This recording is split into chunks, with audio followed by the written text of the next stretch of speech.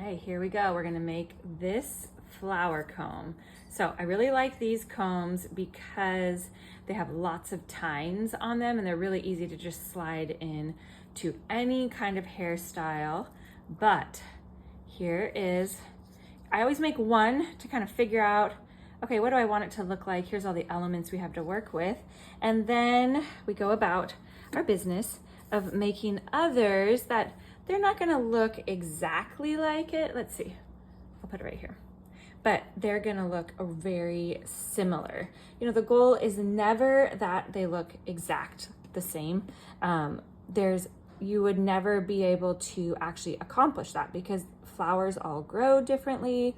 And so, you know, don't make it hard on yourself. This is the glue that I like to use, the Oasis Floral Glue. It is very liquidy. It takes some time to set up.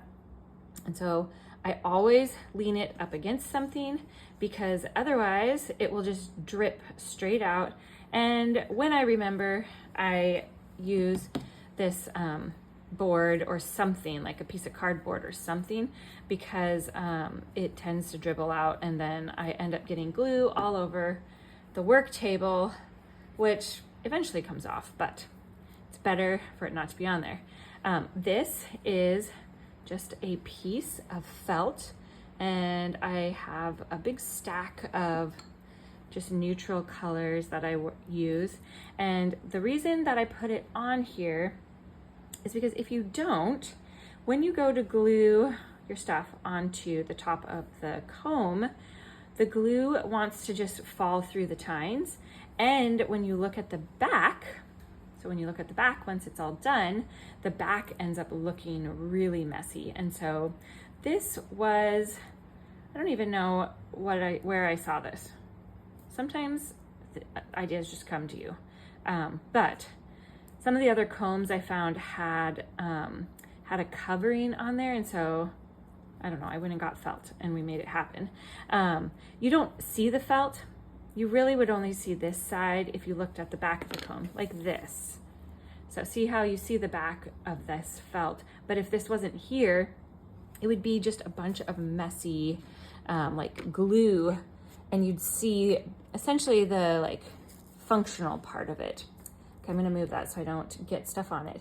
Now, here's the thing with doing anything like this, even if you're making like a little floral bracelet, they always look a bit funky to begin with.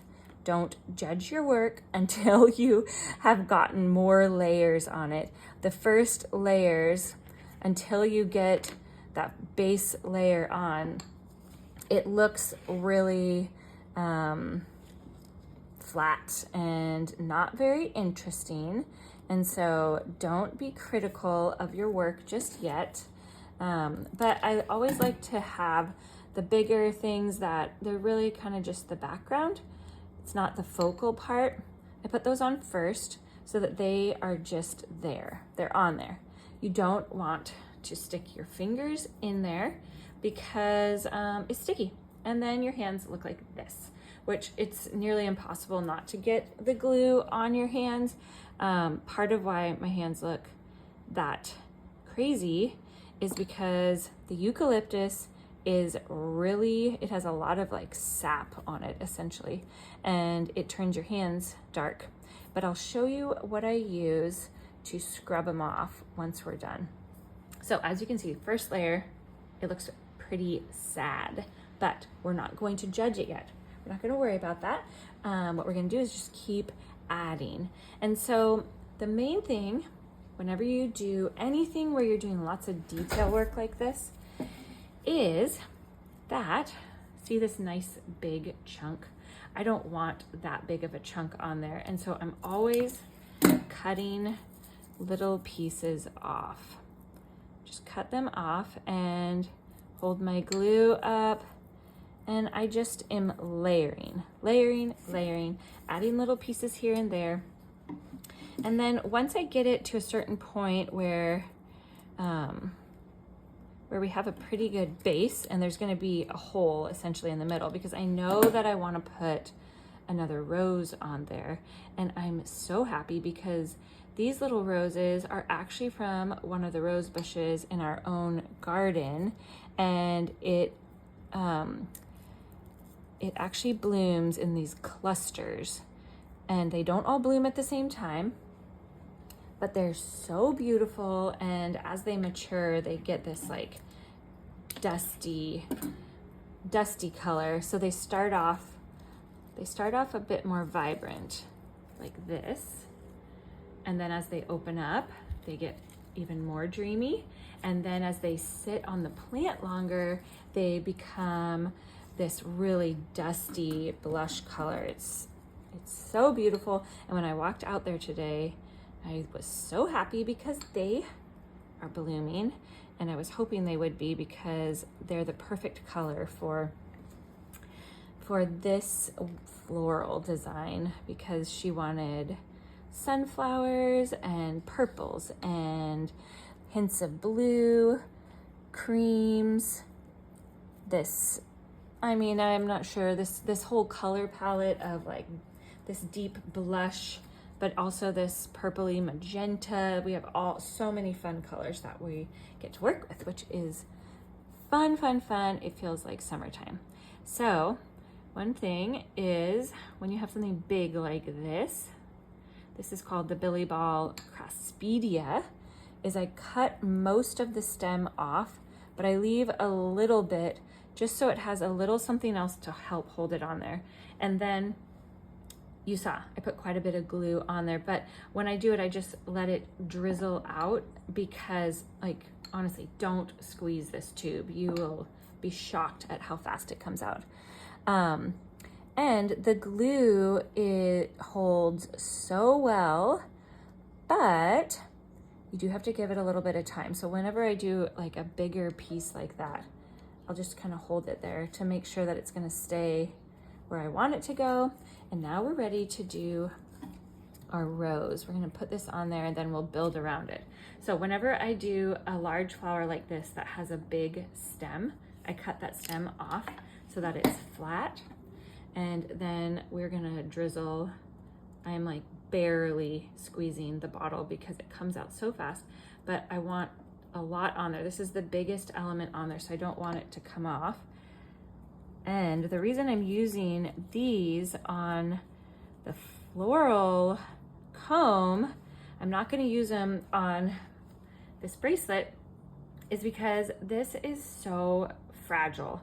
And if that is sitting on the floral bracelet, I mean, you can imagine you go to like hug people, or you want to like take your sweater off, it just like rips the flower off. So I went with some like daintier flowers on the floral bracelet so that they would be a little bit sturdier, and it felt like a better mix of everything that is in the rest of the flowers. So they're super fun. So while our rose is drying, I try to let it sit for a little bit before I start fussing around, because otherwise you'll push it off of the base and then you will be frustrated because you'll have to re-glue it.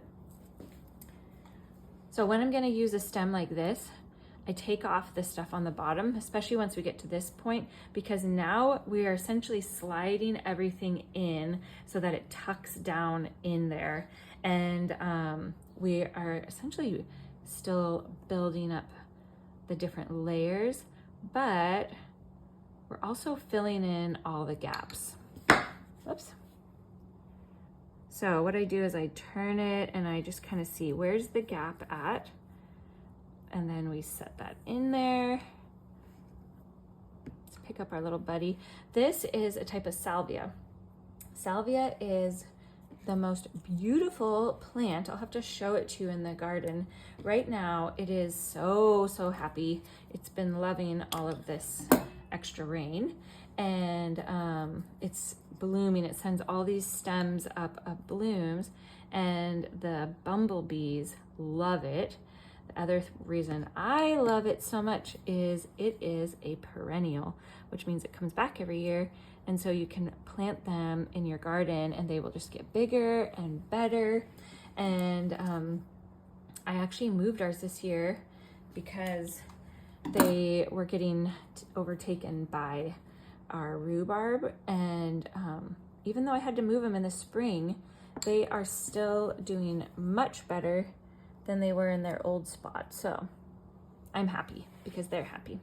Okay, so our floral comb is coming together. It's looking similar. It won't be exact, but it's similar. And we have some of those bigger elements in there.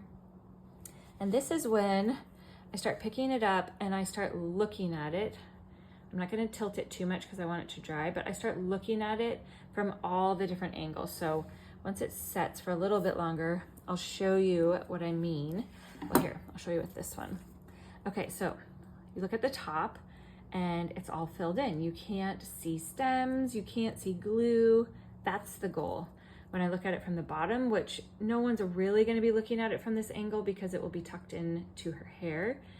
But I go around and I essentially look at it from all angles because it's such a detail piece. We want to make sure that every angle of it looks really lovely. And I am just loving all these different textures and colors together. And so this is one of the things I think through when I'm planning which flowers we're going to order for a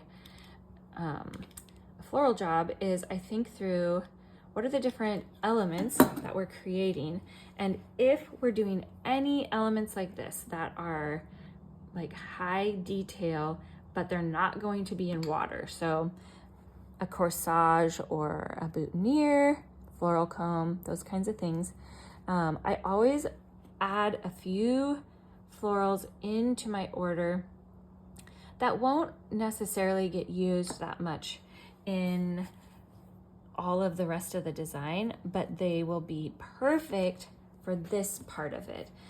There's, not every flower can withstand being out of water all day long.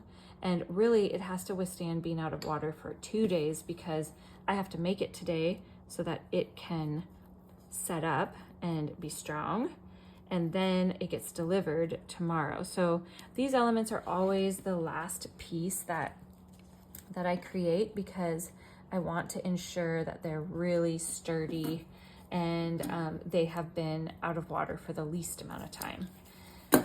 So this status right here, I only got one little bunch of it because I knew I was going to use it in these, and I'm going to use it in the boutonnieres as well. And I only got one little bunch of this wax flower. Wax flower is the most amazing flower.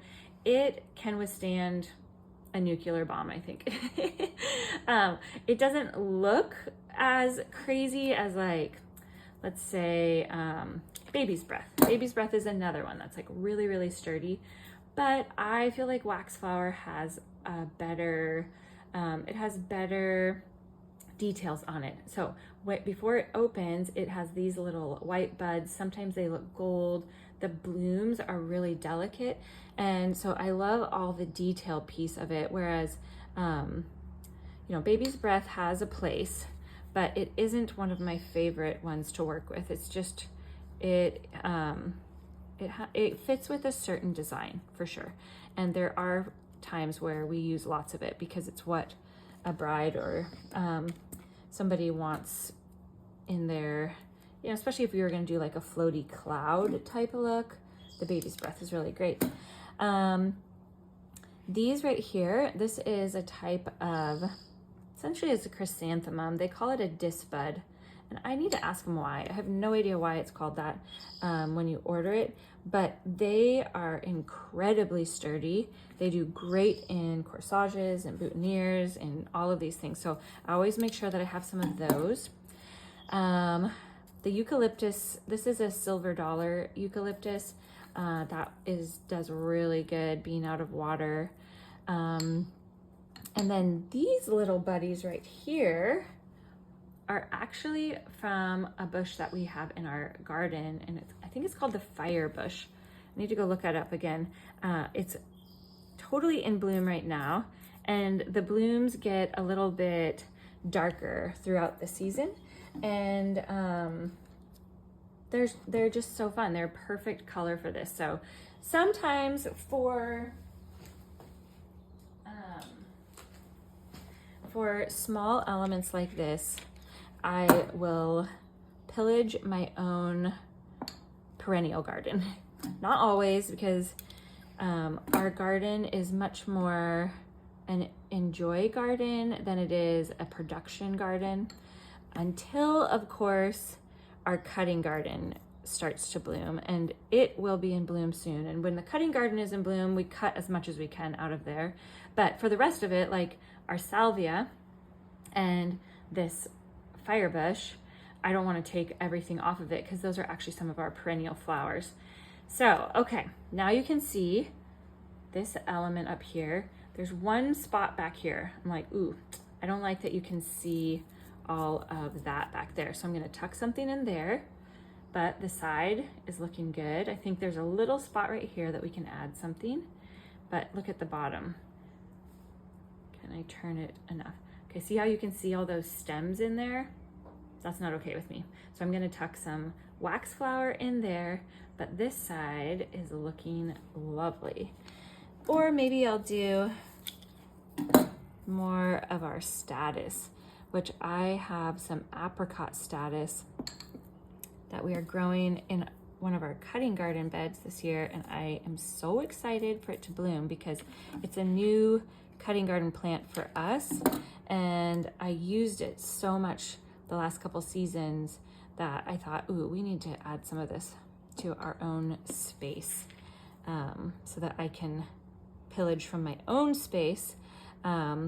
Sometimes it is hard to get really fresh, happy flowers when they're this small, unless they're growing locally. If they're not growing locally, it's pretty tricky to have them sent in. They just can't really withstand being shipped and having to be harvested so early. Okay, so when it gets down to the very end, you have to make sure your stems aren't too long, otherwise they won't be able to slide under there, because right now there's really not very much space for it to go. I just want it to fill in, and so it has to be able to just like tuck in there. Now those stems are covered, happy there. This part right here though, I'm gonna add a little bit more. Let's see, what do we want to put there? So this is when I start cutting everything smaller and smaller. The floral glue is so strong when once it sets up. And so even these little tiny elements, it's easier to tuck them in there. Oops, sorry, it's out of the camera. There you go. It's easier to tuck them in there when you get to this point when they're smaller, because they're essentially just gluing straight on top of the last element that was in there. So now that top piece is covered and our floral comb is all finished. I'm gonna let it sit here. I'm not gonna move it too much because it needs to set up, but then both of these are gonna go into the fridge until tomorrow morning.